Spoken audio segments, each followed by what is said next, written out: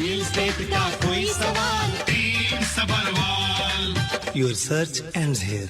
आप सुन रहे video Y South Asian pulse super prime time चल रहा है brought to you by Y media and मैं आरजे सारा आप सभी के साथ हाजिर हो चुके एकदम राइट इन टाइम। हर दिन हाजिर हो जाते हैं वाई मीडिया अपडेट्स के साथ, शेयर की खबरें, देश विदेश की खबरें, entertainment and with all the important information. तो सुनते रहे radio Y for all the updates. आज वेंसडे का मौका है, वेंसडे के मौके पे एक रियल एस्टेट एंड इकोनॉमी की ढेर सारी डिस्कशन जो है, बातें जो है वो हम करने वाले हैं। लेकिन उससे पहले हम executive editor Y media Virendra ji को वेलकम कर लेते हैं। उसके बाद हमारी जो स्पेशल गेस्ट है उनको भी वेलकम कर लेंगे। जी वीरेंद्र जी वेलकम, कैसे हैं आप? बहुत शुक्रिया सारा जी, मैं अच्छा हूँ। मैं उम्मीद करता हूँ, आशा करता हूँ सभी अच्छे होंगे। और मेरा सभी को नमस्कार, सत श्री अकाल और आदाब। जी सारा जी बहुत बहुत शुक्रिया जी, बिल्कुल। एंड बातचीत का सिलसिला आगे बढ़ाते हैं। हमारे साथ जुड़े हुए हैं हमारे साथ पीके जी भी जुड़े हुए हैं। PK ji welcome sir. Thank you very much Sara, very good afternoon to all our listeners. जी बिल्कुल जी वीरेंद्र जी। जी पीके जी कैसे हो? Thank you very much Virendra ji. And या दिन बड़ा अच्छा है, मौसम अच्छा है, वेदर अच्छा है, सुहाना है, थोड़ी थोड़ी ठंड है, अच्छा लग रहा है। कल से लगता है थोड़ी थोड़ी गर्मी शुरू हो जाएगी। ठीक है, अच्छी न्यूज सुना रहे हो आप। एक तरफ इन्फ्लेशन रेट कम होने की न्यूज आ रही है, एक तरफ आप कह रहे हो कि मौसम तो आ गई है। जी इन्फ्लेशन के साथ साथ सर अभी तो इंटरेस्ट की भी बड़ी अच्छी खबरें आ रही है जगह जगह से कि ये तीनों बार इस बार गिरेगा। बल्कि एक तो खबर शुरू से बड़ौदा के इकोनॉमिस्ट की, वो ये कह रहे थे कि उनको ये लग रहा है, जो कि मैं नहीं चाहता, वो ये कह रहे थे कि उनको लग रहा है कि ये 50 बेसिस पॉइंट ना कम कर दें 25 की बजाय 4 सितंबर को। मैं इसके हक में नहीं हूँ। फिर वही बात ये ना हो जाए कि जोर के झटका धीरे से फिर वही गड़बड़ शुरू हो जाए। इनको धीरे धीरे करना चाहिए। जी बिल्कुल। एंड युद्धवीर जी भी जुड़े हमारे साथ, वेलकम युद्धवीर जी। बिल्कुल थैंक यू जी, बहुत बहुत शुक्रिया। वीरेंद्र जी भी नाल ने और वीरेंद्र जी ਤੁਹਾਡੀ और मैं पीके जी डिस्कशन सुन रहे हैं। वीरेंद्र जी भी नाल अपने सवाल जवाब जारी रखणगे, मैं भी जारी रखांगा, कॉलर्स ਨਾਲ भी गल जारी रखांगे। पंकज जी, पीके जी, रियल स्टेट का कोई सवाल पीके सबरवाल साहब, और जब गल आए इकोनॉमी दी या तुसी फाइनेंशियल प्लानिंग करनी होवे तो उस वेले ਅਸੀਂ पंकज बोंगा जी ਨੂੰ याद करते हैं। पंकज जी मैं ਤੁਹਾਨੂੰ एक सवाल पूछना चाहांगा और फिर पीके जी वाली ਵਧਾਂਗਾ जी। हाँ पंकज जी, मैं ਤੁਹਾਨੂੰ सवाल ਇਹ ਹੈਗਾ ਕਿ ਜਿਹੜਾ ਤੁਸੀਂ ਹੁਣੇ ਥੋੜੀ ਦੇਰ ਪਹਿਲਾਂ ਕਿਹਾ ਕਿ ਪਲੈਨਿੰਗ ਇਸ ਤਰੀਕੇ ਦੀ ਹੋਣੀ ਚਾਹੀਦੀ ਹੈ ਕਿ ਜੇ ਕੱਲ ਰੱਬ ਨਾ ਕਰੇ ਬੰਦਾ ਨਹੀਂ ਉੱਠਿਆ ਤਾਂ ਵੀ ਪਲੈਨਿੰਗ ਹੋਵੇ, ਤੇ ਜੇ ਕੱਲ ਬਹੁਤ ਲੰਬੀ ਉਮਰ ਹੋ ਗਈ ਤੇ ਤਾਂ ਵੀ ਪਲੈਨਿੰਗ ਹੋਣੀ ਚਾਹੀਦੀ ਹੈ। ਇਹ ਮੈਨੂੰ ਜਰਾ ਐਕਸਪਲੇਨ ਕਰੋ ਜਰਾ ਇਹ ਚੀਜ਼। ਦੇਖੋ ਗੱਲ ਇਹ ਹੈ ਕਿ ਲੌਂਜੇਵਿਟੀ ਅੱਜ ਦੀ ਡੇਟ 'ਚ ਅਗਰ ਤੁਸੀਂ ਦੇਖੋ ਤਾਂ ਸਾਡੀ ਜਿਹੜੀ ਲੌਂਜੇਵਿਟੀ ਹੈ, ਲਾਈਫ ਹੈ, ਉਹ ਬਹੁਤ ਵੱਧ ਗਈ ਹੈ। ਵੈਸੇ ਵੀ ਦੇਖਿਆ ਜਾਵੇ ਤਾਂ 80+ ਤਾਂ ਆਮ ਤੁਹਾਨੂੰ ਲੋਕ ਮਿਲ ਜਾਂਦੇ ਨੇ। ਸੋ ਮੈਂ ਇਹ ਕਹਿ ਰਿਹਾ ਸੀਗਾ ਕਿ ਜਦੋਂ ਫਾਈਨੈਂਸ਼ੀਅਲ ਪਲੈਨਿੰਗ ਦੀ ਗੱਲ ਆਉਂਦੀ ਹੈ, ਅਸੀਂ ਸਾਰੀਆਂ ਚੀਜ਼ਾਂ ਉਹਨੂੰ ਐਸਪੈਕਟਸ ਨੂੰ ਲੈ ਕੇ ਚੱਲਦੇ ਹਾਂ। ਜਿਹੜੀਆਂ ਚੀਜ਼ਾਂ ਹੁੰਦੀਆਂ ਵੀ ਸਵੇਰੇ ਨਹੀਂ ਉੱਠੇ ਜਾਂ ਇਹ ਜਿਹੀਆਂ ਚੀਜ਼ਾਂ, ਇਹਨੂੰ ਅਸੀਂ ਅਨਕੰਟਰੋਲੇਬਲ ਇਵੈਂਟ ਕਹਿੰਦੇ ਹਾਂ ਬੇਸਿਕਲੀ। ਤੁਹਾਡੇ ਕੋਲ ਫਾਈਨੈਂਸ਼ੀਅਲ ਪਲੈਨਿੰਗ 'ਚ ਬਿੱਲ ਵੀ ਇੱਕ ਬਹੁਤ ਵੱਡਾ ਪਾਰਟ ਹੁੰਦਾ। ਮੈਂ ਬਿੱਲ ਨਹੀਂ ਬਣਾਉਂਦਾ, ਲਾਇਰ ਬਣਾ ਦਿੰਦੇ, ਤੁਹਾਨੂੰ ਲਾਇਰ ਤਾਂ ਬਣਵਾਉਣੀ ਪਏਗੀ, ਬਟ ਇੱਕ ਫਾਈਨੈਂਸ਼ੀਅਲ ਪਲੈਨਰ ਤੁਹਾਨੂੰ ਉਹਦੇ 'ਚ ਵੀ ਹੈਲਪ ਕਰਦਾ। ਤੁਹਾਡੀ ਡਿਸੇਬਿਲਿਟੀ ਇਹ ਬਹੁਤ ਵੱਡੀ ਚੀਜ਼ ਹੁੰਦੀ ਹੈ। ਸਿਰਫ ਅੱਜ ਸਵੇਰੇ ਉੱਠ ਤਾਂ ਲਏ ਅਸੀਂ, ਲੇਕਿਨ ਅਸੀਂ ਕੰਮ ਤੇ ਨਹੀਂ ਜਾ ਸਕਦੇ, ਅਸੀਂ ਬਿਮਾਰ ਹਾਂ, ਕੋਈ ਇੰਜਰੀ ਹੈ, ਉਸ ਵੇਲੇ ਕੀ ਹੋਵੇਗਾ? ਘਰ ਦਾ ਖਰਚਾ ਕਿਵੇਂ ਚੱਲੇਗਾ? ਇਹ ਉੱਠਣ ਵਾਲੀ ਗੱਲ ਤਾਂ ਅਲੱਗ ਹੈ। ਹੁਣ ਦੂਜੀ ਚੀਜ਼ ਹੈ, ਹੁਣ ਮੈਂ ਜੋੜ ਰਿਹਾ ਕਿ ਨਹੀਂ ਜੋੜ ਰਿਹਾ। ਮੈਂ ਅੱਜ ਦੀ ਡੇਟ 'ਚ ਬਹੁਤ ਸਾਰੇ ਲੋਕ ਹੋਣਗੇ ਯੁੱਧਵੀਰ ਜੀ ਜਿਹੜੇ 40, 45, 50 ਦੇ ਨਜ਼ਦੀਕ ਵੀ ਬੈਠੇ ਹੋਏ ਨੇ, ਬਟ ਉਹਨਾਂ ਨੇ ਕੁਝ ਨਹੀਂ ਜੋੜਿਆ ਹਾਲੇ ਤੱਕ। ਹੁਣ ਤੁਸੀਂ ਸੋਚੋ, ਅਸੀਂ ਅੱਜ ਦੀ ਡੇਟ 'ਚ ਜੋ ਖਰਚਾ ਕਰ ਰਹੇ ਹਾਂ 10-20 ਸਾਲ ਬਾਅਦ ਉਹ ਡਬਲ ਟ੍ਰਿਪਲ ਖਰਚਾ ਹੋ ਰਿਹਾ ਹੋਵੇਗਾ ਨਾ ਉਸ ਵੇਲੇ, ਕਿਉਂਕਿ ਪੈਸੇ ਦੀ ਵੈਲਿਊ ਹੈ। ਇਨਫਲੇਸ਼ਨ ਦੀ ਗੱਲ ਅਸੀਂ ਰੋਜ਼ ਕਰਦੇ ਹਾਂ। ਸੋ ਅਸੀਂ ਇਹ ਮੰਨ ਕੇ ਚੱਲਦੇ ਹਾਂ ਕਿ ਇੱਕ $10 ਸਾਲ 'ਚ ਜਿਹੜੀ ਚੀਜ਼ $1 ਦੀ ਮਿਲਦੀ ਹੈ ਉਹ $2 ਦੀ ਮਿਲੇਗੀ ਤੁਹਾਨੂੰ। ਸੋ ਤੁਹਾਨੂੰ ਤਾਂ ਹੋਰ ਵੀ ਇਨਕਮ ਚਾਹੀਦੀ ਹੈ ਉਸ ਵੇਲੇ। ਤਾਂ ਉਹ ਜੋੜਿਆ, ਅਗਰ ਤੁਸੀਂ ਜੋੜਨਾ ਹੀ ਸ਼ੁਰੂ ਨਹੀਂ ਕਰੋਗੇ ਤਾਂ ਤੁਸੀਂ ਕਿਵੇਂ ਕਰੋਗੇ? ਸਰਕਾਰ ਦੇ ਸਹਾਰੇ ਰਹੋਗੇ? ਆਈ ਡੋਂਟ ਨੋ ਕਿੰਨਾ ਕੁ ਸਰਕਾਰ ਦੇ ਦੇਗੀ ਉਸ ਵੇਲੇ ਤੁਹਾਨੂੰ। ਹੁਣੀ ਸਰਕਾਰ ਨੂੰ ਤਾਂ ਹੁਣੇ ਪ੍ਰੋਬਲਮ ਹੈ ਕਿ ਜਿਹੜੀ ਓਲਡ ਏਜ ਜਾਂਦੀ ਹੈ, ਇਹਨਾਂ ਦਾ ਖਰਚਾ ਵਧਿਆ ਪਿਆ, ਬਹੁਤ ਜ਼ਿਆਦਾ ਹੋਇਆ ਪਿਆ। ਕਿੰਨਾ ਕੁ ਵਧਾ ਲੈਣਗੇ? ਕਿੰਨੇ ਤੁਹਾਨੂੰ ਇੱਕ ਮਿੰਟ ਵਾਸਤੇ ਟੋਕਾ ਇੱਕ ਹੋਰ ਮੈਨੂੰ ਬੜੀ ਲੋਕ ਕਰਦੇ ਨੇ ਪੈਸਾ ਬਚਾ ਕੇ। ਤੁਸੀਂ ਨਾ ਰੱਬ ਦੇਖੇ, ਸਰਕਾਰ ਦੇਖੇਗੀ। ਮੈਨੂੰ ਕਈ ਇਹੋ ਜਿਹੇ ਮਿਲਦੇ ਨੇ ਕਹਿੰਦੇ ਬੁਢਾਪੇ 'ਚ ਰੱਬ ਦੇਖੇਗਾ। ਬਈ ਬੁਢਾਪੇ 'ਚ ਰੱਬ ਕਿਉਂ ਦੇਖੇਗਾ? ਜਵਾਨੀ 'ਚ ਕਿਉਂ ਨਹੀਂ ਦੇਖੇਗਾ? ਮੈਂ ਫਿਰ ਉਹਨੂੰ ਅੱਗੋਂ ਕੁਐਸਚਨ ਕਰਨਾ ਵੀ ਤੁਹਾਨੂੰ ਬੁਢਾਪੇ 'ਚ ਕਿਉਂ ਦੇਖੇਗਾ, ਜਵਾਨੀ 'ਚ ਕਿਉਂ ਨਹੀਂ ਦੇਖੇਗਾ? ਜਿਸ ਵਕਤ ਤੁਸੀਂ ਜੋ ਤੁਹਾਡੀ ਉਮਰ ਹੈ ਜੋੜਨ ਵਾਲੀ, ਉਸ ਵਕਤ ਤੁਸੀਂ ਕਹਿ ਰਹੇ ਹੋ ਕਿ ਅਸੀਂ ਨਹੀਂ ਜੋੜਨਾ, ਔਰ ਐਂਡ ਹੀ ਤੁਹਾਨੂੰ ਰੱਬ ਦੇਖੇਗਾ। आई डोंट अंडरस्टैंड लॉजिक कहीं ना, मुझे समझ ही नहीं आता सर। ਤੁਸੀਂ ਕੰਟੀਨਿਊ ਕਰ ਲਓ। ਇਹ ਫਾਈਨੈਂਸ਼ੀਅਲ ਪਲੈਨਿੰਗ 'ਚ ਇਹ ਚੀਜ਼ਾਂ ਹੁੰਦੀਆਂ ਨੇ, ਬੈਠ ਕੇ ਜਦੋਂ ਪਿਕਚਰ ਦਿਖਾਈ ਜਾਂਦੀ ਹੈ। ਦੇਖੋ ਅੱਜ ਦੀ ਡੇਟ 'ਚ ਅਗਰ ਤੁਸੀਂ $5,000 ਖਰਚ ਰਹੇ ਹੋ ਤਾਂ ਮੰਨ ਕੇ ਚੱਲੋ ਕਿ $10,000 ਜਾਂ $15,000 ਮਹੀਨਾ ਚਾਹੀਦਾ ਹੋਵੇਗਾ ਤੁਹਾਨੂੰ ਜਾ ਕੇ। ਤੁਹਾਨੂੰ ਕੀ ਸਰਕਾਰ ਦੇ ਦੇਗੀ? ਤੁਹਾਨੂੰ ਲੋਕ ਭੁੱਲ ਗਏ ਨੇ ਮੇਰੇ ਖਿਆਲ ਇੱਥੇ ਕਿ ਗਵਰਨਮੈਂਟ ਨੇ ਚੱਕ ਕੇ ਜਿਹੜੀ ਰਿਟਾਇਰਮੈਂਟ ਏਜ, ਜਿਹੜੀ ਓਲਡ ਏਜ ਦੀ ਏਜ 70 ਵੀ ਕਰ ਦਿੱਤੀ ਸੀ, ਉਹ ਤਾਂ ਵਾਪਸ 65 ਤੇ ਆ ਗਈ ਹੈ। ਤਾਂ ਸੋਚੋ ਤੁਸੀਂ ਅਗਰ ਇਹਨਾਂ ਨੇ ਚੱਕ ਕੇ 75 ਕਰ ਦਿੱਤੀ, 80 ਕਰ ਦਿੱਤੀ, ਫਿਰ ਕੀ ਕਰਾਂਗੇ ਆਪਾਂ? ਫਿਰ ਉਸ ਲਈ ਕੀ ਹੋਵੇਗਾ? ਤੁਸੀਂ 65 ਤੇ ਰਿਟਾਇਰ ਹੋਣਾ ਚਾਹ ਰਹੇ ਹੋ, ਪੈਨਸ਼ਨ ਮਿਲਦੀ ਪਈ ਹੈ ਤੁਹਾਨੂੰ 70 75 ਤੇ ਜਾ ਕੇ। ਆਈ ਡੋਂਟ ਨੋ ਹੋਏਗਾ ਕਿ ਨਹੀਂ ਹੋਏਗਾ, but I am just its example. So ਸਾਨੂੰ ਆਪਦੇ ਵਾਸਤੇ ਜੋੜਨਾ ਬਹੁਤ ਜ਼ਰੂਰੀ ਹੁੰਦਾ ਹੈ। ਸੋ ਮੇਰੀ ਉਹ ਜਿਹੜੀ ਲਾਈਨ ਸੀਗੀ, ਅਸੀਂ ਲੰਬਾ ਟਾਈਮ ਜੀ ਗਏ ਤਾਂ ਹੋਵੇਗਾ ਕੀ, ਉਸ ਲਈ ਕੀ ਕਰਾਂਗੇ ਅਸੀਂ? ਸੋ ਹੁਣੇ ਤੋਂ ਪਲੈਨਿੰਗ ਕਰਨੀ, ਹੁਣੇ ਤੋਂ ਬਹਿ ਕੇ ਕੁਝ ਜੋੜਨਾ। ਸਰ ਅੱਜ ਦੀ ਡੇਟ 'ਚ ਅਗਰ ਕੋਈ 30-35 ਸਾਲ ਤੋਂ ਅਗਰ ਜੋੜਨਾ ਸ਼ੁਰੂ ਕਰ ਦੇਵੇ ਤਾਂ ਉਹਨੂੰ ਇੰਨਾ ਜ਼ਿਆਦਾ ਸਾਈਡ ਤੇ ਨਹੀਂ ਕਰਨਾ ਪੈਂਦਾ। ਜਿਵੇਂ ਫਾਈਨੈਂਸ਼ੀਅਲ ਪਲੈਨਿੰਗ 'ਚ ਅਸੀਂ ਗੱਲ ਕਰਦੇ ਹਾਂ ਵੀ ਤੁਸੀਂ ਅਗਰ ਆਪਦੀ ਇਨਕਮ ਦਾ 20% ਵੀ ਸਾਈਡ ਤੇ ਕਰ ਲਿਓ ਤਾਂ ਤੁਸੀਂ ਬੜੇ ਆਰਾਮ ਨਾਲ ਆਪਦੀ ਰਿਟਾਇਰਮੈਂਟ ਬਿਤਾ ਸਕਦੇ ਹੋ, ਘੁੰਮ ਫਿਰ ਸਕਦੇ ਹੋ, ਸਭ ਕੁਝ ਕਰ ਸਕਦੇ ਹੋ। ਲੇਕਿਨ ਉਹਦੀ ਪਲੈਨਿੰਗ ਚਾਹੀਦੀ ਹੈ, ਔਰ ਇਹ ਜਿਹੜੀ ਪਲੈਨਿੰਗ ਹੁੰਦੀ ਹੈ ਬੇਸਿਕਲੀ ਇੱਕ ਡਿਸਪਲਿਨ ਨਾਲ ਹੁੰਦੀ ਹੈ। ਇਹ ਨਹੀਂ ਹੈ ਕਿ ਮੈਂ ਪੈਸਾ ਜੋੜਿਆ ਸੀ, ਚੱਕ ਕੇ ਕਿਤੇ ਹੋਰ ਯੂਜ਼ ਕਰਤਾ ਸੀ, ਛੁੱਟੀਆਂ ਤੇ ਘੁੰਮ ਕੇ ਆ ਰਹੇ ਹਾਂ ਜੇ ਅਸੀਂ ਇੱਧਰ ਖਰਚ ਕਰ ਰਹੇ। ਨੋ, ਜਿਹੜੀ ਚੀਜ਼ ਰਿਟਾਇਰਮੈਂਟ ਵਾਸਤੇ ਹੈ ਉਹ ਰਿਟਾਇਰਮੈਂਟ ਵਾਸਤੇ ਹੈ। These are our personal priorities. Financial planning ਜਿਵੇਂ ਤੁਹਾਨੂੰ ਦੱਸਿਆ ਕਿ ਅਨਕੰਟਰੋਲੇਬਲ ਇਵੈਂਟ ਦੀ ਗੱਲ ਕਰ ਰਿਹਾ ਸੀਗਾ, ਇਹ ਪਰਸਨਲ ਪ੍ਰਾਇੋਰਟੀਜ਼ 'ਚ ਆ ਜਾਂਦਾ ਹੈ ਕਿ ਸਾਨੂੰ ਆਪਦੀ ਰਿਟਾਇਰਮੈਂਟ ਵਾਸਤੇ ਜੋੜਨਾ ਹੈ। ਇਹ ਘਰ ਜਿਹੜੇ ਬਣਾਉਣੇ ਆ, ਅਸੀਂ ਘਰ ਖਰੀਦਦੇ ਹਾਂ, ਪੀਕੇ ਜੀ ਕੋਲ ਤੁਸੀਂ ਜਾਂਦੇ ਹੋ, ਘਰ ਖਰੀਦਦੇ ਹੋ, ਇਹ ਵੀ ਇੱਕ ਪਰਸਨਲ ਪ੍ਰਾਇੋਰਟੀ ਹੈ ਸਾਡੀ, ਕਿਉਂਕਿ ਸਾਨੂੰ ਘਰ ਚਾਹੀਦਾ। ਸੇਮ ਚੀਜ਼ ਘਰ ਚਾਹੀਦਾ ਹੈ, ਸੇਮ ਤਰੀਕੇ ਨਾਲ ਸਾਨੂੰ ਆਪਦੀ ਰਿਟਾਇਰਮੈਂਟ ਪਲੈਨਿੰਗ ਵੀ ਕਰਨੀ ਚਾਹੀਦੀ। ਦੋਨੋਂ ਚੀਜ਼ਾਂ ਬਹੁਤ ਜ਼ਰੂਰੀ ਨੇ। ਸੋ ਯੁਧਵੀਰ ਜੀ, ਮੈਂ ਕਹਿਣਾ ਇਹੀ ਚਾਹ ਰਿਹਾ ਸੀਗਾ ਕਿ ਸਾਨੂੰ ਦੋਨੋਂ ਐਸਪੈਕਟ ਕਵਰ ਕਰਨੇ ਪੈਣਗੇ। ਇੱਕ ਐਸਪੈਕਟ ਕਵਰ ਕਰਕੇ ਅਸੀਂ ਫਿਰ ਤਾਂ ਤੁਸੀਂ ਇੰਸ਼ੋਰੈਂਸ ਏਜੰਟ ਨੂੰ ਮਿਲ ਰਹੇ ਹੋ, ਅਗਰ ਤੁਸੀਂ ਇੰਸ਼ੋਰੈਂਸ ਪਾਲਿਸੀ ਦੇ ਥਰੂ ਸਾਰਾ ਕੁਝ ਕਰਦੇ ਪਏ ਹੋ ਤਾਂ ਬੇਸਿਕਲੀ ਤੁਸੀਂ ਕਿਸੇ ਫਾਈਨੈਂਸ਼ੀਅਲ ਪਲੈਨਰ ਨੂੰ ਨਹੀਂ ਮਿਲੇ ਹੋ।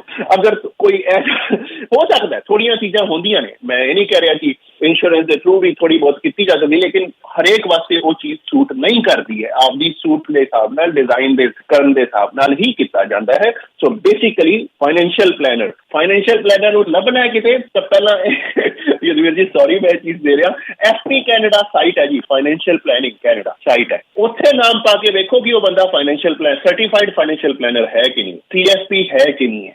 ਅਗਰ ਉਸ 'ਚ ਉਹਦਾ ਨਾਮ ਨਹੀਂ ਹੈਗਾ FP ਕੈਨੇਡਾ 'ਚ ਤਾਂ ਉਹ CFP ਨਹੀਂ ਹੈਗਾ, ਉਹਨੂੰ ਫਾਈਨੈਂਸ਼ੀਅਲ ਪਲੈਨਿੰਗ ਉਹ ਹੋ ਸਕਦਾ ਹੈ ਆਪਦੇ ਆਪ ਨੂੰ ਕਹਿੰਦਾ ਹੋਵੇ, but he is not a certified financial planner. So ਮੈਂ ਇਹ ਕਹਿਣਾ ਚਾਹਾਂਗਾ ਜੀ ਵੀਰ ਜੀ। ਠੀਕ ਹੈ ਜੀ, ਮੈਂ ਤੁਹਾਡੇ ਵੱਲ ਆਉਣਾ ਚਾਹਾਂਗਾ ਕਿ ਕੁਝ ਲੋਕ ਇਹ ਵੀ ਸੁਜੈਸਟ ਕਰ ਰਹੇ ਨੇ ਇਨ ਦਾ ਫਾਈਨੈਂਸ਼ੀਅਲ ਇੰਡਸਟਰੀ, ਔਰ ਕਈ ਲੋਕ ਇਹ ਕਹਿ ਰਹੇ ਨੇ ਕਿ 150 ਬੇਸਿਸ ਪੁਆਇੰਟ ਰੇਟ ਕੱਟ ਹੋਣਾ ਚਾਹੀਦਾ, ਪਰ ਉਹ ਨਾਲ ਹੀ ਉਹਨਾਂ ਨੇ ਆਪਣੇ ਆਰਟੀਕਲ 'ਚ ਮੈਂ ਪੜ੍ਹ ਰਿਹਾ ਸੀ, ਉਹਨਾਂ ਨੇ ਇਹ ਵੀ ਕੱਲ ਲਿਖ ਦਿੱਤਾ ਕਿ ਇਟ ਇਜ਼ ਹਾਈਲੀ ਅਨਲਾਈਕਲੀ 25 ਤੇ ਐਗਰੀਮੈਂਟ ਬਣਦਾ ਹੈ, 0.25% ਕੱਟ ਹੋਏਗਾ। ਤੁਹਾਡਾ ਕੀ ਵਿਚਾਰ ਹੈ?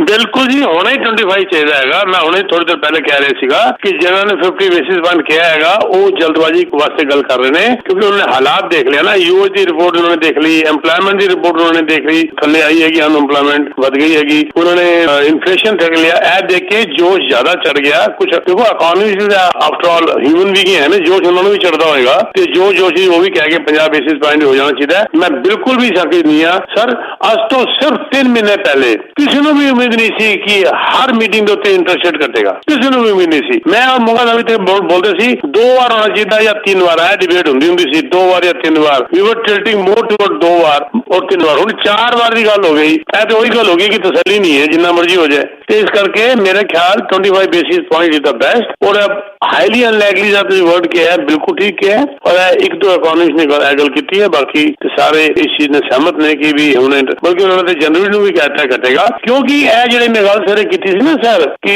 ਸਰਕੂਲਰ ਇਨਫਲੇਸ਼ਨ ਮਾਡਲ ਜਿਹੜਾ ਹੈਗਾ ਕੈਨੇਡਾ ਦਾ, ਤੁਸੀਂ ਦੇਖ ਲੈਣਾ ਇਹ ਇੰਟਰਸਟ ਰੇਟ ਘਟਣ ਨਾਲ ਇਨਫਲੇਸ਼ਨ ਘਟੇਗੀ ਨਾ ਕਿ ਵਧੇਗੀ ਜਾਂ ਰੁਕ ਜਾਏਗੀ। ਮਤਲਬ ਵਧਣ ਦੀ ਉਮੀਦ ਘੱਟ ਹੈ, ਕਿਉਂਕਿ ਇਹਦੇ ਨਾਲ ਜਿਹੜਾ ਅਸੀਂ ਮਾਰਗੇਜ ਸਰਵਿਸ ਦੀ ਪੇਮੈਂਟ ਅਸੀਂ ਦੇਖਦੇ, ਸਰਵਿਸਿੰਗ ਕਾਸਟ ਦੇਖਦੇ ਹਾਂ ਮਾਰਗੇਜ ਦੀ, ਉਹ ਵੀ ਤਾਂ ਥੱਲੇ ਆਏਗੀ, ਉਹਦੇ ਨਾਲ ਇਨਫਲੇਸ਼ਨ ਹੋਰ ਥੱਲੇ ਆਏਗੀ, ਤੁਸੀਂ ਦੇਖ ਲੈਣਾ ਜੀ। ਇੱਕ ਹੋਰ ਵੀ ਚੀਜ਼ ਹੈ ਯੁਧਵੀਰ ਜੀ, ਮੈਂ ਇੱਕ ਚੀਜ਼ ਛੋਟੀ ਜਿਹੀ ਕਹਿਣਾ ਚਾਹਾਂਗਾ ਇੱਥੇ। 50 ਬੇਸਿਸ ਘਟਾਣਾ ਮਤਲਬ ਤੁਸੀਂ ਇਹ ਸਾਈਨ ਦੇ ਰਹੇ ਹੋ ਕਿ ਅਸੀਂ ਕੋਈ ਬਹੁਤ ਵੱਡੀ ਪ੍ਰੋਬਲਮ 'ਚ ਆ ਗਏ, ਅਸੀਂ ਰਿਸੈਸ਼ਨ। ਇਹ ਜਿਹੀਆਂ ਚੀਜ਼ਾਂ ਉਦੋਂ ਕੀਤੀਆਂ ਜਾਂਦੀਆਂ ਨੇ ਜਦੋਂ ਅਸੀਂ ਰਿਸੈਸ਼ਨ 'ਚ ਘੁਸ ਜਾਈਏ ਜਾਂ ਬਹੁਤ ਸਾਡੀ ਗਰੋਥ ਜਿਹੜੀ ਹੈ ਬਿਲਕੁਲ ਡੈਡ ਹੋ ਗਈ ਹੋਵੇ, ਐਮਪਲੋਇਮੈਂਟ ਬਹੁਤ ਜ਼ਿਆਦਾ ਵੱਧ ਗਈ ਹੋਵੇ, ਫਿਰ ਅਸੀਂ ਸਿੱਟਣਾ ਸ਼ੁਰੂ ਕਰਦੇ ਹਾਂ, ਜਿਹੜਾ ਕਿ ਅਸੀਂ 2020 ਜਦੋਂ ਕੋਵਿਡ ਆਇਆ ਇਕਨੋਮੀ ਟਾਲ ਹੋ ਗਈ ਸੀ ਬੇਸਿਕਲੀ ਇੱਕ ਝਟਕੇ ਨਾਲ ਬ੍ਰੇਕ ਮਾਰ ਦਿੱਤੀ ਗਈ ਉਸ ਲਈ ਇੰਟਰਸਟ ਰੇਟ ਥੱਲੇ ਸਿੱਟਣਾ ਪਿਆ ਸੀ ਇਹਨਾਂ ਨੂੰ ਕਿਉਂਕਿ ਨਹੀਂ ਤਾਂ ਬਹੁਤ ਬੁਰੀ ਹਾਲਤ ਹੋ ਜਾਂਦੀ ਕਿਉਂਕਿ ਸਾਰੀਆਂ ਚੀਜ਼ਾਂ ਚੱਲਦੀਆਂ ਪਈਆਂ ਨੇ ਔਰ ਅਸੀਂ ਇੰਟਰਸਟ ਰੇਟ ਵੀ ਵਧਾ ਕੇ ਬੈਠੇ ਹਾਂ ਸੋ 50 ਪੁਆਇੰਟ ਘਟਾਣਾ ਬਹੁਤ ਵੱਡੀ ਚੀਜ਼ ਹੋਏਗੀ ਜਿਹੜਾ ਕਿ ਮੈਂ ਮੰਨ ਹੀ ਨਹੀਂ ਸਕਦਾ ਹਲੇ ਕਿ ਅਸੀਂ ਕੋਈ ਐਜੀ ਸਿਚੁਏਸ਼ਨ 'ਚ ਪਹੁੰਚੇ ਹਾਂ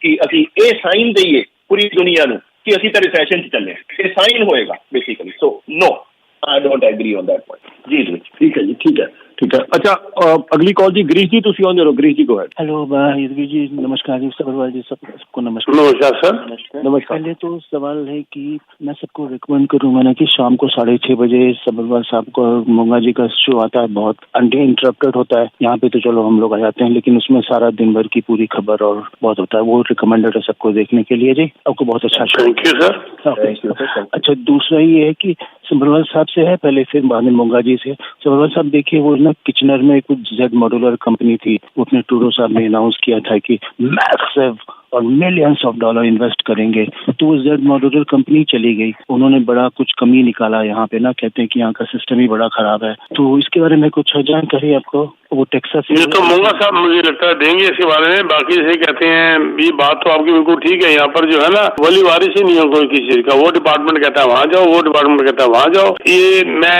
ये ऑन एयर नहीं बताना चाहता कभी अलग से बता दूंगा कि हमारे मेरी बेटी के यहाँ पर बेसमेंट लीगल अपार्टमेंट के ऊपर एक पंगा पड़ा था जो कि बिल्डर ने बना के देना था और जब बिल्डर ने साइड एंट्रेंस बना के दे दी और उसके बाद जब लीगल की बात गई बिल्डिंग डिपार्टमेंट आगे कहता है कि ये तो है ही गलत तो हमने कहा भैया हमको बिल्डर ने कैसे बना के दे दिया हमने बिल्डर से बनवाया तो फिर तब हमें समझ आई थी मेरे बच्चों को कि अलग अलग जगह दरवाजे में धक्के खा खा के कैसे प्रॉब्लम आई थी तो अल्टीमेटली जब लॉयर का नोटिस वगैरह गया तो सारे इकट्ठे हो गए इसको सॉल्व करने के लिए जिन लोगों ने गलतियां की थी मतलब यहाँ पर वली वारस कोई नहीं है एक दूसरे के ये हम तो मैं और मोंगा साहब तो कई सालों से कह रहे हैं कि ये सारे अदारे जो है ना गवर्नमेंट के ये अगर एक होके वन विंडो सर्विस करते हैं तो जाने वाली बात तो भूल जाओ लोग आना शुरू कर देंगे बाहर से यहाँ पर काम करने के लिए बिजनेस करने के लिए सॉरी सबरवाल साहब वो जो कंपनी थी वो टेक्सास से आई थी यहाँ पे कुछ हेल्प करने को यहाँ पे वो CHMC वही तो चले गए दोस्त लगा के ना वो लौट के चला गया और जब वो जा रहा था तो भी उसको टोडो साहब ने रोका नहीं कि भाई रुक जा बता तेरी क्या समस्या हम इसको सॉल्व करें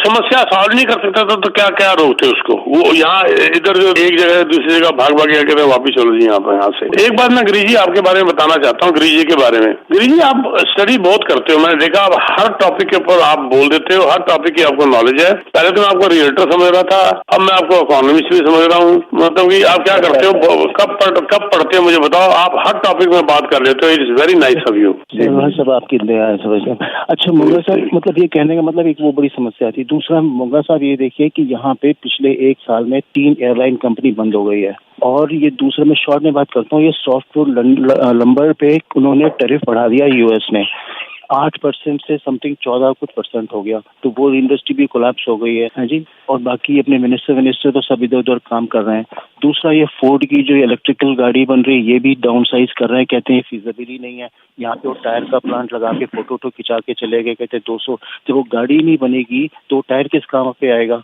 जी तो ओवरऑल तो ये सिचुएशन मुझे शॉर्ट में ये है कि कोई इंडस्ट्री है जो आपको लग रहा है फल फूल रही है इस देश में ये बताइए सर एक चीज मैं एक करके इसको थोड़ा कर सकता हूँ पहले मैं पहला लास्ट वाला मुद्दा उठा लेता हूँ जो फोर्ड का आप बात कर रहे हो जो फोर्ड प्लांट की बात कर रहे हो आप ओकविल वाले की राइट हाँ जी सर उन्होंने ईवी को स्क्रैप कर दिया है आज सुबह की न्यूज है ये और दे विल मेक 150 F-150 जो उनका जो ट्रक है वो अब यहाँ बनाएंगे वो सो कोई जॉब नहीं जा रही है किसी तरह का भी और ओकविल वाला प्लांट यहाँ असेंबली प्लांट रहेगा बट 150 बनाएंगे वो और इलेक्ट्रिक उन्होंने स्क्रैप कर दिया एयरलाइंस हमारे पास कैपेसिटी नहीं है गिरीश जी लोग नहीं है इतने ट्रैवल करने वाले हम 40 मिलियन लोग हैं और उसमें से आज की डेट में अगर देखा जाए तो वेस्ट जेट एयर कनाडा खुद ही स्ट्रगल कर रहे हैं आज जो इन्फ्लेशन नीचे गई है उसके नंबर जो आए हैं उसमें ये मेजर हेडलाइन है जो प्राइजेस है नीचे गए हैं airline so their profit is also in problem और दूसरी तरफ से क्योंकि महंगाई की वजह से अब उनकी एयर कनाडा का अभी तो पायलट का इशू चल रहा है वो सैलरी बढ़ाना चाह रहे हैं सो ऐसे जब आपके पास वॉल्यूम नहीं होता ना तो वो बिजनेस वायबल नहीं रहता है सो इसलिए एयरलाइंस को प्रॉब्लम आ रही है सो आई थिंक हमें कहीं ठीक है पॉलिटिकल प्रॉब्लम है हमें बहुत जगह पे, जैसे आप पहले वाले मुद्दे पे बात कर रहे थे, लेकिन कई जगह पे हमें ये देखना होता है कि वो चीजें वायबल भी हैं कि नहीं है। यस, हमारी गवर्नमेंट को कुछ और करना चाहिए कि फोर्ड को बोले कि कहीं और कुछ और ज्यादा बनाए या कोई इंडस्ट्री और लगाने की कोशिश करे, लेकिन उस इंडस्ट्री को लगाने के बाद हमें उस इंडस्ट्री से जो प्रोडक्शन हो रही है उसको कहाँ पे किया जाए, वो कहाँ पे खपत कहाँ पे होगी, वो चीज भी देखनी बहुत जरूरी होती है। सो हमें एक्सपोर्ट ढूंढना पड़ेगा, वो हमारी गवर्नमेंट को हेल्प करनी पड़ेगी या जो यहाँ पे इंडस्ट्रीज लगा रहे हैं उनको हेल्प करनी पड़ेगी, अदरवाइज चीजें वायबल नहीं रहती। ठीक है, हाँ, बस ये लास्ट में बस यही पॉइंट है कि देखो लंबर वाली इंडस्ट्री उसको भी तबाह हो जाएगी। आई डोंट नो, मुझे तो बस यही बड़ा लग रहा है कि आगे क्या नहीं, तबाह नहीं हो सकती सर लंबर वाली। लंबर हमारे पास इतना है, हम जो देते हैं मोंगा सर डिमांड की वजह से मोंगा साहब लंबर इंडस्ट्री हमारी कनाडा की तरफ सफर जो कर रही है, क्योंकि कंस्ट्रक्शन कम होगी, स्लो होगी, तो उसकी वजह से जरा इनकी डिमांड कम हो गई, तो they are suffering little bit. बाकी मोंगा सर लास्ट में ये कि 80% यूएस में एक्सपोर्ट करते हैं ना वहाँ मार्केट, अब तो वहाँ पे एक्सपोर्ट नहीं होगा तो कुछ और रास्ता होगा, तो फिर यहाँ भी लोग मतलब उसमें लोग देखिए ये चीजें तो अब जो फाइट चल रही है, जो आप कह रहे थे बेसिकली ड्यूटीज जो है उन्होंने ज्यादा बढ़ा दी हैं, विच दे आर टॉकिंग, क्योंकि ये पहले जब ट्रम्प साहब आए थे तो उन्होंने भी यही किया था। सो है हमारी अभी तक प्रॉब्लम है, ये सारी चीजें चल रही हैं लंबर की, लेकिन ये एक ऐसे मुद्दे हैं जो हमें फाइट करने हैं यूएस के साथ। उन्होंने जो ड्यूटीज लगाई हैं या कुछ किया है, और हमारी लंबर की प्रॉब्लम है इस वक्त, लंबर इंडस्ट्री प्रॉब्लम में आ चुकी है, लेकिन इसमें पॉलिटिकल हेल्प बहुत जरूरी है, लॉबी बहुत जरूरी है। वो कितना से कर पाते हैं आई डोंट नो, वो पॉलिटिकल चीज आ जाए। अच्छा सर, एक और पॉइंट याद आ गया। देखिए अनअफोर्डेबिलिटी ऑल टाइम हाई है, जो 10 सालों में सबसे ज्यादा उसका ग्राफ देखो तो अनअफोर्डेबिलिटी बहुत ज्यादा हाई है। बस इसके बारे में विचार रखिए, फोन रखता हूँ, धन्यवाद जी। ये अनअफोर्डेबिलिटी तो मैंने अभी सुबह की न्यूज में कहा था, मैं घरों की बात ही करूंगा। ये अनअफोर्डेबिलिटी तो 10 साल कह रहे हैं कि इसको कम से कम 10 साल लग जाएंगे, जब तक ये पूरे हमारी सप्लाई पूरी नहीं होती घरों की, तब तक अनअफोर्डेबिलिटी रहने की उम्मीद है। आज सुबह भी एक न्यूज हो रही थी इसके बारे में, और उसके लिए 3 लाख घर हर साल बनाने मिनिमम जरूरी है, और जबकि उसके आधे भी नहीं बन रहे। तो ये तो अनअफोर्डेबिलिटी, लोग अगर ये सोच रहे हैं कि इंटरेस्ट रेट कम होने से हमारी अफोर्डेबिलिटी बढ़ जाएगी। जी हाँ जी सरा जी, गलबात साडी ਜਿਹੜੀ इसी तरह जारी रहेगी। बड़ी इंटरेस्टिंग ਜਿਹੜੀ है सारी गलबात ਜਿਹੜੀ ਉਹ ਚੱਲ ਰਹੀ है। सो सारी गलबात इस तरह जारी रहेगी। और ਵਰਿੰਦਰ ਜੀ ਤੁਸੀਂ ਬੜੇ ਧਿਆਨ ਦੇ ਨਾਲ गलबात ਜਿਹੜੀ ਉਹ सुन रहे हो। मैं पीके जी और पंकज जी ਦੇ ਨਾਲ गलबात ਜਿਹੜੀ इसी तरह जारी रखांगा। मैं ਇੱਥੇ ਕੁਇਕਲੀ बड़ी ਕੁਇਕਲੀ ਇੱਥੇ मैं ਜ਼ਰੂਰ पंकज जी ਤੁਹਾਨੂੰ मैं ਪੁੱਛਣਾ ਚਾਹ ਰਿਹਾ ਹੈਗਾ ਕਿ ओवरऑल ਜੇ ਅਸੀਂ ਗੱਲ ਕਰੀਏ, ਹਾਂ पंकज जी ਤੁਹਾਨੂੰ मैं ਪੁੱਛਣਾ ਚਾਹ ਰਿਹਾ ਕਿ ओवरऑल ਜੇ ਅਸੀਂ ਗੱਲ ਕਰੀਏ ਤੇ ਸਾਡੀ ਜਿਹੜੀ ਇੰਟਰਨੈਸ਼ਨਲ ਲੈਵਲ ਦੇ ਉੱਤੇ ਕੋਈ ਚੈਲੰਜਸ ਆ ਰਹੇ ਨੇ, ਇਹਦਾ ਕੋਈ ਫਿਲਹਾਲ ਤੇ ਬਹੁਤਾ ਸਾਡੀ ਇਕਨੋਮੀ ਦੇ ਉੱਤੇ ਅਸਰ ਹਜੇ ਤੱਕ ਤਾਂ ਨਹੀਂ ਪੈ ਰਿਹਾ, ਕੀ ਕਹੋਗੇ? नहीं, हाले तक तो नहीं पै रहा सर, क्योंकि ऐसी चीज़ा हाले ठीक है साडी जिवें पिछले पहला हुणे गल कर रहे थे, लंबर इंडस्ट्री में प्रॉब्लम आई हुई है बिकॉज ऑफ जो भी उन्होंने ड्यूटीज भी लगा दी ने, डबल कर दी ने ऑलमोस्ट, एंड प्रोडक्ट्स जिवें पीके जी गल कर रहे थे बहुत डिमांड घटी पई है, जिवें हाउसिंग स्टार्ट वगैरह जिहड़ियां चीज़ां ने, या तुसीं अगर लॉज की गल कर लो या होम डिपो, इन्हां दोनों ने कह दिता कि जिहड़े लोग DIY जो भी कहते हैं डू इट योरसेल्फ, या कोई भी उन्होंने रेनोवेशन करनी थी वो भी साइड पे रख के बैठे ने because of interest rate and those kind of things. ये इंटरेस्ट रेट जिवें थल्ले जाएगा युद्धवीर जी, साडी इकोनॉमी दोबारा तो पिकअप शुरू हो जाएगी। ये डिमांड की गल है, डिमांड नहीं हैगी है इस वेले, बस वही चीज़ है। अदरवाइज इंटरनेशनल लेवल तो हाले कोई एडी वड्डी सानू कोई प्रॉब्लम नहीं हैगी। साडी इकोनॉमी नू असीं अंदरों ही ग्रो करना है, नाले जिवें यूएस इंटरेस्ट रेट घटाएगा, क्योंकि यूएस इंटरेस्ट रेट का बहुत इंपैक्ट पैंदा है जी।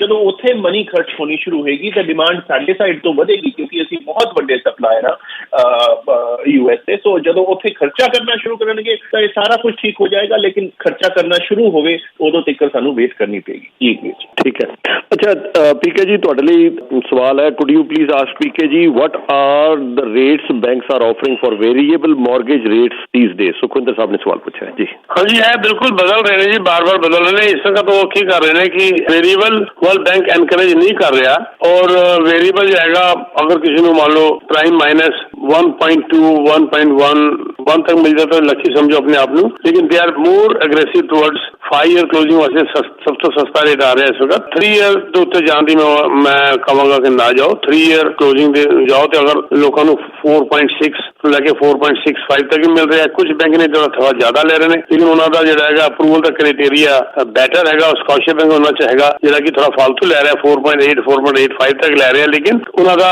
ਜਿਹੜਾ ਅਪਰੂਵਲ ਦਾ ਕ੍ਰਾਈਟੇਰੀਆ ਥੋੜਾ ਈਜ਼ੀ ਹੈ ਬਾਕੀ ਬੈਂਕਾਂ ਤੋਂ। ਤੇ ਇਹ ਤੁਸੀਂ ਦੇਖ ਕੇ ਚਲੋ, ਤੁਸੀਂ ਆਪਣੇ ਬੈਂਕ ਸਿੱਧਾ ਔਰ ਸਿੱਧੀ ਗੱਲ ਕਰੋ। ਉਹ ਇਸ ਵਕਤ ਉਹਨਾਂ ਨੂੰ ਲੋੜ ਹੈ ਤੁਹਾਡੀ, ਇਹ ਉਹ ਟਾਈਮ ਆ ਗਿਆ ਜਿਸ ਵਕਤ ਬੈਂਕਾਂ ਨੂੰ ਤੁਹਾਡੀ ਲੋੜ ਹੈ। ਕਈ ਵਾਰ ਟਾਈਮ ਹੁੰਦਾ ਸੀ ਤੁਸੀਂ ਲਾਈਨ ਲਗਾ ਕੇ ਖੜੇ ਹੁੰਦੇ ਸੀ ਉਹਨਾਂ ਦੇ ਅੱਗੇ, ਔਰ ਉਹ ਲੋਕ ਕਹਿੰਦੇ ਸੀ ਨਹੀਂ ਜੀ ਸਾਡਾ ਇਹੀ ਰੇਟ ਹੈ, ਲੇਕਿਨ ਹੁਣ ਉਹਨਾਂ ਨੂੰ ਲੋੜ ਹੈ ਤੇ ਤੁਸੀਂ ਜਾਓ ਉਹਨਾਂ ਨਾਲ ਨੈਗੋਸ਼ੀਏਟ ਕਰੋ। ਬਿਨਾਂ ਨੈਗੋਸ਼ੀਏਟ ਕੀਤੇ ਤੁਸੀਂ ਬਿਲਕੁਲ ਯੈਸ ਨਾ ਕਰੋ। ਉਹ ਬਹੁਤ ਜ਼ਿਆਦਾ ਇਸ ਵਕਤ ਉਹਨਾਂ ਨੂੰ ਲੈਂਡਰਸ ਨੂੰ ਲੋੜ ਹੈਗੀ, ਕਿਉਂਕਿ ਉਹਨਾਂ ਦੀ ਮਾਰਗੇਜ ਵੀ ਬੜੀ ਘੱਟ ਹੋਈ ਪਈ ਇਸ ਵਕਤ ਜੀ। ਠੀਕ ਹੈ।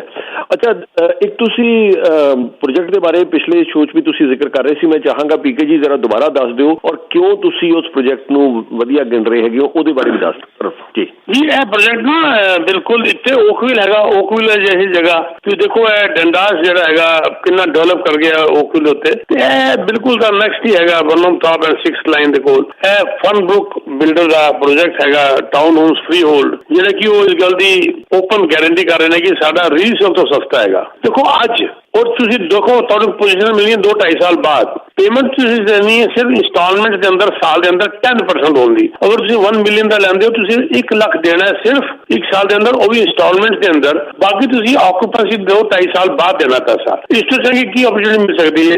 ਵੈਰੀ ਐਗਰੈਸਿਵ ਕੰਮ ਕਰ ਰਹੇ ਨੇ ਫਨਬਰੁਕ ਇਸ ਵਕਤ ਤੇ ਹਰ ਜਗ੍ਹਾ। ਮੈਂ ਤੇ ਕਹਾਂਗਾ ਬੜਾ ਐਗਰੈਸਿਵ ਚੱਲ ਰਹੇ ਨੇ ਇਸ ਵਕਤ ਲੋਕ, ਕ੍ਰਿਸਟਲ ਹੋਮਸ ਤੇ ਫਨਬਰੁਕ ਵਾਲੇ ਤੇ ਪਿਵਟ ਦੀ ਮਾਰਕੀਟਿੰਗ ਕਰ ਰਹੇ ਨੇ। ਲੂਇਸ ਨਾਲ ਮੇਰੀ ਸਵੇਰੇ ਗੱਲ ਹੋ ਰਹੀ ਸੀਗੀ ਤੇ ਉਹ ਕਹਿ ਰਹੇ ਸੀਗਾ we are here to cooperate, you come up with offer, ਮਤਲਬ ਕਿ ਉਹ ਚਾਹੁੰਦੇ ਨੇ ਕੱਢੋ। ਇਹ ਇਹਦੇ ਉੱਤੇ ਫ੍ਰੀ ਹੋਲਡ ਟਾਊਨ ਹੋਮਸ ਹੈਗੇ ਨੇ ਸਾਡੇ ਕੋਲ, ਇਹਦੇ ਅੰਦਰ 4 ਅਲੱਗ-ਅਲੱਗ ਮਾਡਲ ਨੇ, ਵੱਡੇ ਵੀ ਨੇ ਛੋਟੇ ਵੀ ਨੇ। ਤੇ ਤੁਸੀਂ ਸਾਨੂੰ ਮਿਲੋ, ਤੁਹਾਨੂੰ ਅਸੀਂ ਦਿਲਾਵਾਂਗੇ। ਬੜਾ ਜ਼ਬਰਦਸਤ ਉੱਤੇ ਇਨਸੈਂਟਿਵਸ ਵਗੈਰਾ ਚੱਲ ਰਹੇ ਨੇ। ਤੇ ਇਹ ਓਕਵਿਲ ਵਰਗੀ ਜਗ੍ਹਾ ਜਿੱਥੇ ਵਿਚ is famous for schooling and high income ਵਾਸਤੇ, ਹਾਈ ਇਨਕਮ ਗਰੁੱਪ ਵਾਸਤੇ ਬੜਾ ਫੇਮਸ ਹੈਗਾ। ਆਈ ਸਟਰੋਂਗਲੀ ਰਿਕਮੈਂਡ ਕਿ ਬਹੁਤ ਬੱਚੇ ਨੇ ਮੇਰੇ ਕੋਲ, ਆਪਣੇ ਕੋਲ ਯੂਨਿਟ ਹੈਗੇ। ਤੁਸੀਂ ਡਾਇਰੈਕਟ ਜਾਓਗੇ ਤੁਹਾਨੂੰ ਮਿਲੇਗਾ ਹੀ ਨਹੀਂ ਪਹਿਲੀ ਗੱਲ, ਕਿਉਂਕਿ ਉਹ ਸਿਰਫ ਥੋੜੇ ਜਿਹੇ ਲਿਮਿਟਡ ਏਜੰਟਸ ਜਿਹੜੇ ਹਾਈ ਟਰਨਓਵਰ ਵਾਲੇ ਨੇ ਸਾਡੇ ਕੋਲ ਹੈਗੇ ਨੇ। ਮੇਰੇ ਕੋਲ ਆਪਣੇ ਖੁਦ ਦੇ ਯੂਨਿਟ ਹੈ। ਮੇਰੇ ਕੋਲ ਇਹੋ ਜਿਹਾ ਕੇਸ ਵੀ ਆਇਆ ਹੈਗਾ ਕਿ ਕੋਈ ਬੰਦਾ ਬਿਲਡਰ ਕੋਲ ਗਿਆ, ਉਹਨੇ ਯੂਨਿਟ ਮੰਗਿਆ ਬਿਕਾਜ਼ ਆਫ ਵਾਸਤੂ, ਤੇ ਬਿਲਡਰ ਨੇ ਕਿਹਾ ਮੇਰੇ ਕੋਲ ਹੈ ਹੀ ਨਹੀਂ, ਮੇਰੇ ਕੋਲ ਯੂਨਿਟ ਹੀ ਨਹੀਂ ਹੈ। ਦੈਨ I was contacted, ਮੇਰੇ ਕੋਲ ਲੋਟ ਮੰਗਿਆ, ਉਹ ਲੋਟ ਨਕਲੀ ਮੇਰੇ ਕੋਲ ਸੀਗਾ, ਜਾਂ ਉਹਨੂੰ ਕਿਸੇ ਨੇ ਦੱਸਤਾ ਹੋਏਗਾ ਕਿ ਇਹ ਲੋਟ ਤਾਂ ਪੀਕੇ ਕੋਲ ਹੈਗਾ, ਤੇ ਉਹ ਫਿਰ ਮੈਂ ਉਹਨੂੰ ਦੇ ਦਿੱਤਾ ਸੀਗਾ। ਉਹ ਕਹਿੰਦੇ ਸੀ ਮੈਨੂੰ ਸਮਝ ਨਹੀਂ ਆ ਰਹੀ